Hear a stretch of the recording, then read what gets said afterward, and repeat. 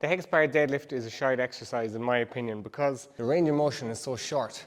If you look from here to here, the range of motion is tiny. And what most people end up doing, most Gaelic footballers, is bouncing it off the ground. So bouncing it off the ground like that, coupled with the tiny range of motion, and you have a lot of ego lifting. You have a lot of fellas with small, weak legs who are able to hex bar squat 140, this tiny range of motion and bouncing it off the ground. Here's what I recommend you do instead to make the exercise way more effective. Now this is going to damage a lot of people's egos because you'll handle dramatically less weight. The first thing I want you to do is simply turn the hex bar around, because the high handles switched around to the low handles.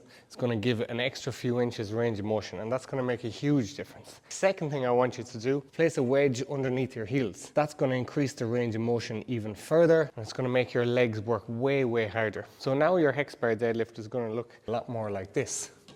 You're going to have way more range of motion. You're going to work the legs way, way harder. You're going to build a lot more muscle and strength. So let's get rid of the ego lifting, banging the hex bar off the ground and pulling 140, 150 kg plus through a tiny range of motion. Now a lot of very strong people have used the hex bar with that smaller range of motion, but if you want to keep your hips healthy, it's crucial that you train them to a full range of motion with other exercises if you're going to insist on using a smaller range of motion with the hex bar. So while using the hex bar is better than not training legs at all, which is still the most common thing for Gaelic footballers, increasing the range of motion will keep your hips and knees way, way healthier, and you'll get more out of it. DM me athlete for a free program and mobility guide specific to Gaelic footballers.